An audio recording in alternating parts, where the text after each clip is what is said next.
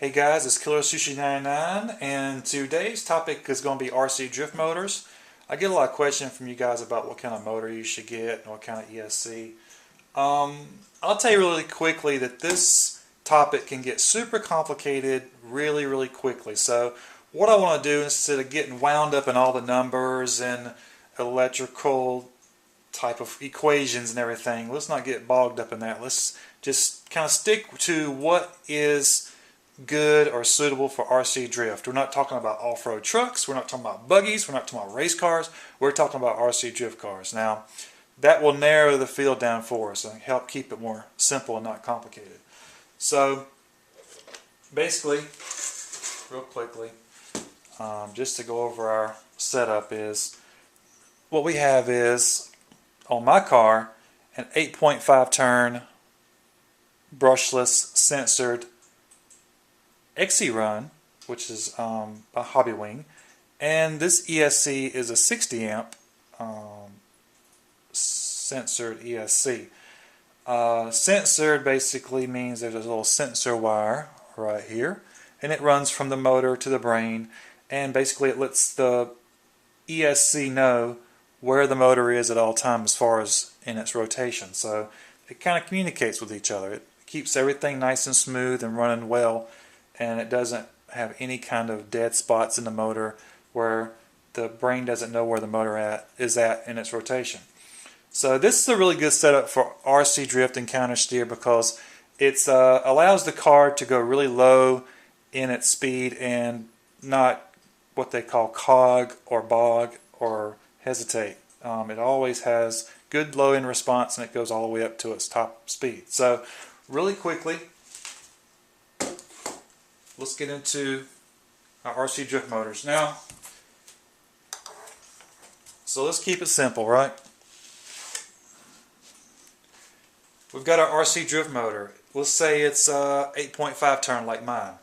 So where do we want our RC drift motor to run at? Well, for RC drift, you're not going to be running 95 miles an hour, so you don't have to necessarily have a really high power, low turn motor that is only happy at running wide open for a long period of time. In RC drift, we kind of want like in the middle right here, kind of a Swiss Army knife type motor that can do all kind of things on all different surfaces in all different situations. So the reason why I choose 8.5 turn or 9 turn motors is, with the right gearing, which is also a whole nother discussion, is they can run in the middle. So you have high end power or higher end power when you need it, and they're also pretty happy running a lower speed.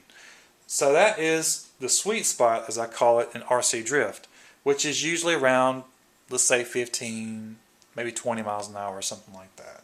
Because, you know, RC drift is not about going 95 miles an hour around a huge RC racetrack. It's more about turning, drift angle, things like that. So if we take our little 8.5 turn and we try to make it run up here in this range with the wrong kind of gearing, of course, it's going to start to struggle, because what happens is normally it will start getting hot and it just is not happy running that speed, and it's not super happy running down here in low speed, but with the right gearing you can kind of play around with it and it'll be happy running down here in a lower speed. So, you know, if you want to play it safe, I would personally, now this is my opinion, just straight opinion from my experience, is I would like to stay in the 8.5, 9 turn, 10 and a half maybe range. I know people want to use the 6.5 turns and lower turns because they feel like they like that extra burst of power. It doesn't fit my driving style. To me, the motor feels kind of peaky, like it wants to have a burst of speed, which I don't like. I like kind of a more in the middle, sweet spot, comfort zone to where I can drift at different speeds without the motor getting too stressed or getting hot. So hopefully, just basically really simply is you want to choose the right motor for your RC drift application. So don't get too caught up on the KV ratings. Basically just keep in mind that the higher the KV rating basically means you're going to be asking a lot more from your battery to supply that much power to the motor. So what happens is you're going to start having shorter run times and possibility of the motor running hot, just based on, you know, running the motor too hard, running at too high RPM for what you're trying to do with the car. So I would kind of stick to maybe somewhere in the 3,500 kV range, 4,000 kV range. If you start getting up in the 6,000, 7,000 whatever kV range, that's a pretty powerful motor in terms of RC drift for me. And I have never needed that much power on any kind of RC drift car on any kind of track. But there again, that's me. You may got these guys out there that want to, you know, have all the power in the world, but there is a cost at that, and basically the cost of that is run times and overheating problems. So to keep your motor in its little sweet spot and its happy zone, you know, try to get you a motor that is happy in the median.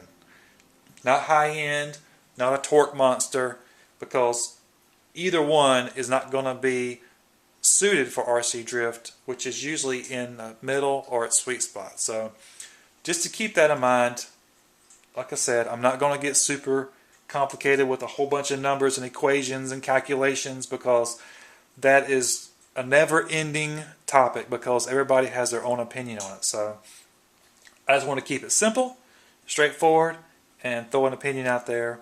And like I said, if y'all guys want to do something different, carry on, have fun. But this is just based on my experience. So hopefully this will shed a little light on RC drift motors and kind of give y'all guys a ballpark of where you may need to be when it comes to running your RC drift cars. So with that said, thanks for watching, and check back later for some more videos. See ya.